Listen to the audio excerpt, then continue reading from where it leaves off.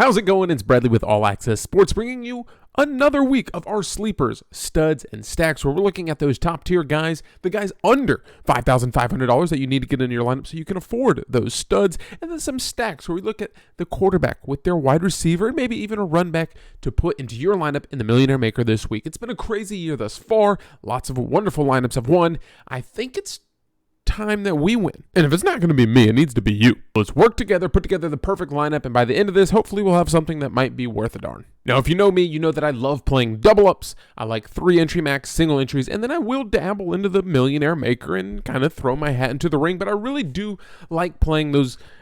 I'm not going to call them guaranteed victories, but the double ups. I feel like I'm smarter than half the population. You're doing your research. You're smarter than half the population. I mean, there's a couple of you idiots out there. But for the most part, y'all pretty smart. Let's take a look and find some smart plays. We're going to start out with the guys under $5,500. You know me, I don't like to pay down for my quarterback, but there is always one guy who sticks out in value, and that guy this week is none other than Bryce Young. Now, you could look at this and be like, Bradley, no. But he's under a new offensive coordinator, playing probably one of the worst pass defenses that he's faced so far in the Houston Texans, and he's going up against his boy C.J. Stroud. Panthers cannot effectively run the ball. I think the Texans are going to score points against the Carolina Panthers, so therefore Bryce Young will be chasing. He's going to get a lot of throws into Adam Thielen, maybe dabble in with some Jonathan Mingo, DJ Chark, or even Chuba Hubbard, Miles Sanders out of the backfield. Regardless, Bryce Young does have upside at only $5,100. If we can get a 20-point game out of him, I would be thrilled. Next up on the list is Desmond Ridder. He's just been extremely effective, 76% at 75% completion. This was kind of ugly, but he threw almost 50 times in that one. 29, 22, 16 against Tampa Bay, who is a pretty good defense. But then you take a look at the Tennessee Titans, not very good against the pass. They are giving up a good amount of yards every single game. And there's also some controversy in Tennessee. Is Derrick Henry going to be gone? I don't know. I don't know what that means. Anything in the locker room. Does that mean you're giving up on the season? Or the players down? I don't know. Regardless, Desmond Ridder could be in for a big game, or are they going to just apologize for the criminal offense they put in last week with Bijan Robinson getting 1 touch? Yes, he was sick, but that was a criminal offense to those of us that played him. And you'll hear some people talking about Gardner Minshew or Joshua Dobbs. Against those two defenses, yeah, I'm staying away. That's not for me. And even those talking about Russell Wilson, I've said it before, each of the last 3 weeks, that Kansas City defense is way better than it looks on paper. Running backs under $5,500. You look at these two, Jerome Ford, Kareem Hunt in Cleveland. Who's it going to be? P.J. Walker is starting, so I assume the running backs are going to get a hefty amount of usage. Jerome Ford, 11 for 74. Extremely efficient last week with those amount of touches, 17 points on the board and that touchdown. Kareem Hunt, not really as effective with only 3.1 yards per carry.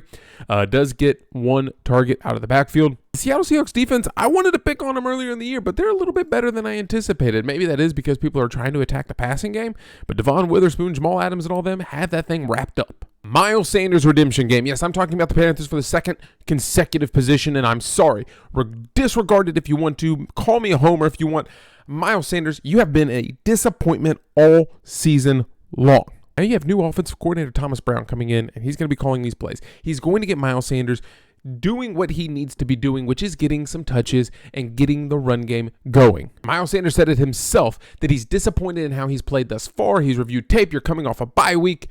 You need to get it done. I don't know if you're going to get it done against this Houston Texans defense, who is playing much better than we anticipated. Miko Ryans has them boys working on defense. But at $4,900, again, if I can get one of his decent games, a 17, a 12, what's that, a 15-point game, we're getting 3x our value, I'm pretty happy, and he has high touchdown upside. If you want to look as well, Chuba Hubbard could, but I think Miles Sanders, they were saying he's going to be out-touching him this week as he is returning from an injury. Gus Edwards is one of those plays that I wanted to play, and then he got priced up a little bit more than I'm comfortable with. I love his usage amount, double-digit touches in every game. Even though this is an offense that's supposed to be a pass-heavy offense, he's still getting a ton of carries. Unfortunately, or fortunately, if you played him last week, he had 1 target, 1 reception for 80 yards, and it wasn't even a touchdown, but he did get it on the ground. I don't expect to see this, so you take 8 points off, 6 points off, you're getting 15 points. $5,500 for 15 points this week against a bad Arizona Cardinals defense.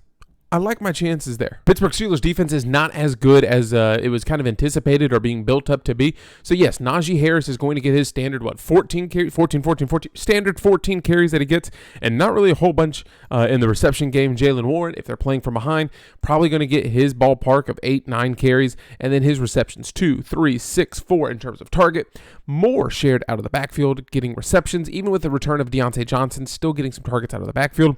If I can get double digits out of that, I'm happy. Again, I don't love any of the pay down running backs. I typically pay up for my running backs and down for my wide receivers. Let's find some value. You heard about me talk about the problems that the Carolina Panthers are having defensively. They have a ton of injuries.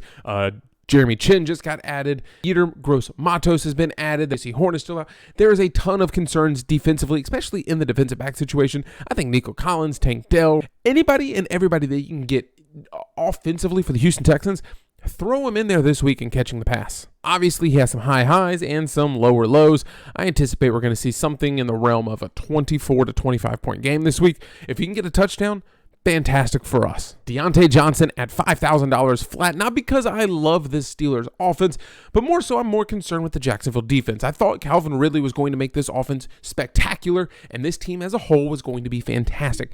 And they haven't quite been there. They're good, but they haven't been excellent. 31st against the pass, not very good. Good against the run. So I talked about Jalen Warren, Najee Harris, my concerns with them. Again, Deontay Johnson in the passing game is going to get involved. 6 targets, 7 points, 12 points. I think he can replicate something like that. Price down from when he initially came back. This could be your game. Do y'all really need me to talk about Romeo Doubs and Christian Watson against a bad Minnesota Vikings defense? I don't think so, but I'm going to point it out just so I can say, look, here's what we gave you last week and run with it. Minnesota is bad defensively. A guy that we've been high on ever since our first fantasy drafts were coming out for best ball, Josh Downs, $4,800, finally getting priced appropriately, but he's going to continue to get involved heavily with Gardner Minshew at the helm. Jonathan Taylor comes in and you kind of stop up that run a little bit. New Orleans is going to have to pay attention to JT. That should leave Josh Downs open over the middle, getting targeted pretty consistently. A big 12, comes back down to earth with a 3, 6, 8, 6. Having some double-digit games basically all year once he got comfortable in the system. Against a strong Cleveland defense, he put up 26. Against a not-so-great Jacksonville, Tennessee team, he had 15 and 13. So if you're looking at 13 for a floor over the last 5 weeks, I mean, yeah, you have a 5-point game. I guess that's technically the floor. But if you're looking at an average week, 13 without a touchdown, 13 with a touchdown, I should be expecting another 12 to 16 point game. That's putting us at about 3 to 4 times our value, which is exactly what we want to hit. Josh Downs, nice play. You have the run back with Alvin Kamara on the other side. If you want to do a little mini stack, I think this game is going to be higher scoring than most people anticipate. I don't know how to feel about San Francisco, but if they are going to have any success, I think Juwan Jennings is going to get a little bit of a sniff of that. Brock Purdy dealing with his concussion. Deebo Samuel still dealing with his injuries. At $3,800, this is a guy that got 9 targets last week. I certainly don't expect that again, but Cincinnati Bengals have not been an excellent defensive team. They're going to have to sell out to stop Christian McCaffrey, which should let this number rise a little bit. I don't expect massive numbers from Sam Darnold, but Juwan Jennings, Christian McCaffrey, and Brandon Ayuk should have a decent game against this Cincinnati Bengals defense. Cam Taylor-Britt has Brandon Ayuk's number. Juwan Jennings should get involved more in the passing game. By the way, are we done with the Sky Moore hype? Are we over that now? Can we all agree that it's just Travis Kelce for this team? Tight ends under $5,500. You know I say it every single week. If it's not Travis Kelce or Mark Andrews, maybe TJ Hawkinson, I really am not interested. Do you look at the guys under $5,500? What do we see? Dallas Goedert has been heavily involved. Now, a Washington team that is not very good against the tight end. Their linebackers really struggle over the middle. And what has he done over the last few weeks? A nice casual 18-point game, a 9-point game, a 28-point game at $4,000. If you're able to get one of these 2 games, you are over the moon. And it kind of should be standard for him going up against a pass defense that ranks 27th in the league. Trey McBride with Zach Ertz hitting the IR at $2,800. I don't know if you're going to get a cheaper number 1 starting tight end. You'll get some guys that are kind of in like a turntable or you don't know how many snaps they're going to get. No, Trey McBride is going to get the snaps in this one. At $2,800, where you got 5 targets, 6 targets over the last 2 weeks, a combined 15 points. This is 5x value. 5 times value, essentially, that you're getting for Trey McBride if he's able to compete. Baltimore's going to put up points. Yes, they are pretty good defensively. Let's not hesitate. I said I don't want Joshua Dobbs. I don't. But he's going to have to throw to someone, especially when they fall behind. Who's going to be on the receiving end? You can go get one of those wide receivers, or you can get Trey McBride dirt cheap. So if you want to save money at tight end, Trey McBride's your guy. High-end, top-price quarterbacks, yes, it's pretty obvious who's going to be the Patrick Mahomes against a bad Denver team. Do we like him? Yeah. Jalen Hurts? Yeah. Guys, it's obvious. We're not going to go through every single one and tell you the ones that we do love and the ones that we don't love. Who do we love the most? Well, right off the bat, yeah, I love Patrick Mahomes. I love Jalen Hurts. I like Lamar Jackson a little bit more. Look at what he did to Detroit last week. Bradley, they're going to blow out Arizona. They blew out Detroit last week, and he still put up 37. They were blowing out Cleveland, and he still put up 29. So even though it's a blowout, he's not going to take up off the gas. And if you look at what New England did against Tua the last time they played, they kind of strangled Tyreek Hill, as well as Tua having, I believe, his lowest output of the season with a 13.26. Now, second lowest besides Philadelphia last week. So Tua, I'm kind of avoiding Tyreek Hill this week. It could be a good play for putting in 150 lineups. I just don't think it's optimal for me. If I had to rank these quarterbacks up at the top, it's probably going to be Lamar Jackson, Jalen Hurts, Patrick Mahomes, drop down. Maybe we go with Trevor Lawrence if he's healthy, Joe Burrow, Geno Smith. Crank it back up here to Matt Stafford and C.J. Stroud. But watch out for Jordan Love. Running backs, Christian McCaffrey. Yeah, we like him. He's heavily favored. He's at home. Cincinnati struggles. If one of the worst, if not the worst team against the run, probably going to choke things up over the middle. You're going to have Sam Darnold back there throwing the ball. He's not going to be throwing it successfully. Just hand the ball off, man. Do the safe thing. Get it to Christian McCaffrey. Let him do what he needs to do. He's going to get a massive amount of touches this week. I'm going to assume it's in the 20 to 22 point range. You're going to have a big game out of Christian McCaffrey. I don't care who you are. Look at this. 29th in the league against rushing. And you get Christian McCaffrey? Put him in. Plug and play. Put him in. Put him in. I told you there's not a lot of running backs under $5,500 that are like, put him in.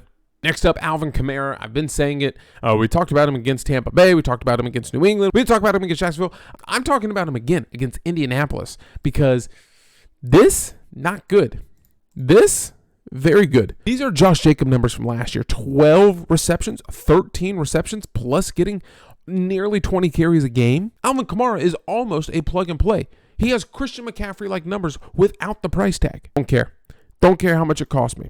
Don't care. I'm putting these two in. If I had to look elsewhere, Isaiah Pacheco against a bad Denver team, probably going to be giving up some heavier runs to him. He's pretty consistent.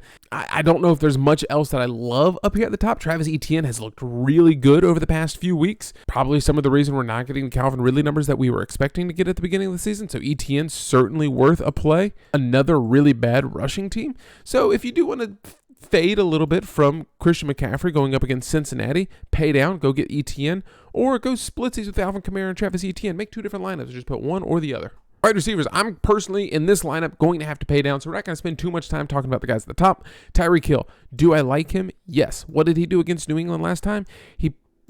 15 points. Not great. Good. Not great when we need him to have one of these 47, 33, 35-point games when he's almost $10,000. Cooper Kupp draws a tough matchup. Jamar Chase against San Francisco. San Francisco's front seven is really good. The defensive backs have struggled. Jamar Chase, I think, could be worth it because you're probably going to get one of these 29, 27, 28-point games out of him with the hopes of getting a 55. Don't know if you'll get there, but if Sam Darnold is committing as many turnovers or creating problems that he had when he was in Carolina or New York, Cincinnati Bengals are going to have more opportunities with the ball in their hands, more opportunities to score points. You know Christian McCaffrey is going to be scoring points for San Francisco. Cincinnati, don't take your foot off the gas if you do get ahead and Sam Darnold runs himself into problems. Man, I need to take a breath. Puka Nacua, again, he outshined Cooper Kupp last week, 26 points. It's probably going to be Cooper Kupp's week this week. But again, it's a tough draw against the Dallas Cowboys. Brandon Ayuk against Cincinnati. Again, it's Sam Darnold throwing him the ball. Don't love it for that price point. Again, Juwan Jennings for $3,500. Yeah, I do like, but not Brandon Ayuk at $7,000. DK Metcalf, tough draw against Cleveland Browns. Devonta Smith against Washington, a very bad Washington team. Haven't gotten the numbers that we wanted to get from him this year that we got last year out of him, so I won't be looking his way. Sounds reasonable to be paying up for your running backs and paying down for your wide receivers, right? CeeDee Lamb is a guy that I might be willing to take a chance on again. Rams are pretty good against the pass, but Cowboys really don't have a whole lot of weapons, in my opinion, offensively that have shined thus far. He's not getting a ton of volume, but the points are still there. He's capable of a 28 or a 21-point game, and that puts us at 3 to 4 times our value, and I'm comfortable trying to do that, especially when the Rams team could score some points against your defense. Again, Cowboys' defense is pretty good against the pass, but the Rams are still potentially going to be putting up points. Therefore, CeeDee Lamb, Dak Prescott, they're going to have to get things going. Chris Olave, he goes fast. Unfortunately, it's not on the field. Christian Kirk at $5,900. How has this guy not been priced up like Adam Thielen has been? Again, Pittsburgh, a good defense, but not as good as we suspect. 241 pass yards a game, 30th in total yards allowed per game, 19th in points allowed a game, which is kind of surprising with the amount of yards that they're giving up. At $5,900, we're getting a guy who gets basically wide receiver one usage on about half of the teams in the league. If you don't believe me, here's Garrett Wilson's numbers, 7, 9, 8, a 12, and a 14. DK Metcalf, a wide receiver 1, 5, 6, 8, 4, 10. Yeah, Christian Kirk is the epitome of consistency right now. Jordan Addison does get a little bit of a tougher draw going up against a Packers defense that is pretty good, but Minnesota doesn't have a whole lot of options right now. Do I expect this 34-point game to happen again? No, it's probably going to be closer to an 18 to 20-point game, but at $5,000, if you're getting 20 points out of him, that's 3 times his value. You're still doing pretty good, and he is technically wide receiver 1 in an offense that's going to need to be putting up points. The Packers struggle against the run, so if they're able to just get a little bit of a run game going with Cam Akers and Alexander Mattison, maybe that gives Kirk Cousins just a little bit of time for Jordan Addison to run down the field and make a play, and that'll loosen up a little bit on the pass defense. Looking at some of the names that we put together, Lamar Jackson at quarterback, certainly we could pay down from him to go find someone and pair with one of our wide receivers, but for now we'll pair him with Mark Andrews. Alvin Kamara, I absolutely love against Indianapolis. Travis Etienne against Pittsburgh, we talked about that. Christian Kirk as a target hog against that same Pittsburgh Steelers team. Tank Dell against the Carolina Panthers. Do I like Nico Collins? Yes, but Tank Dell, $4,900, could still pull out one of these bigger games, with Dante Jackson possibly covering and slowing down Nico Collins, possibly. Tank Dell should have some room to operate. Again, this isn't a final lineup, so I'll double stack these. And then you look at some of the names that we have left over. Christian Watson against a bad Minnesota team. Drake London against a bad Tennessee Titans team. Deontay Johnson against a decent, yet struggling at times, Jacksonville team. Rashee Rice against Denver Broncos. He's been good, right? Getting better every single game. All of these guys are worth darts. Josh Downs, we talked about him as well. Put him in there as a run back against New Orleans from the Alvin Kamara play. And overall, I'm comfortable putting this into some of my double-up lineups because I know that I'm going to get a lot of points from Lamar, Kamara, Etienne, Kirk. 5 guys, approximately, if you include Mark Andrews. 5 guys that I absolutely like in there. And then I have remaining $400 to kind of pay up from the Cincinnati Bengals and go get someone else. Maybe you do think it's going to be the Panthers. I doubt it. Maybe the Vikings can get Jordan Love to commit some turnovers. But for now, I'm just going to stick with them against Sam Darnold. Appreciate you watching this video. It's been a real pleasure. Thank you so much. Make sure you drop a thumbs up if you made it this far in the video. It gives you a 10% better chance to cash in your Draftkings lineup this week. Now, this is by no means a final lineup. I know this video is a little bit later than usual, but by the time you're watching it, we've probably put our starting 5 and variations of our final lineup over on Patreon. Full description on that is down in the description below. Good luck. Do your own research. Have fun. Enter your contest, and may the best man win. Please take down the guys that are putting in 150 lineups.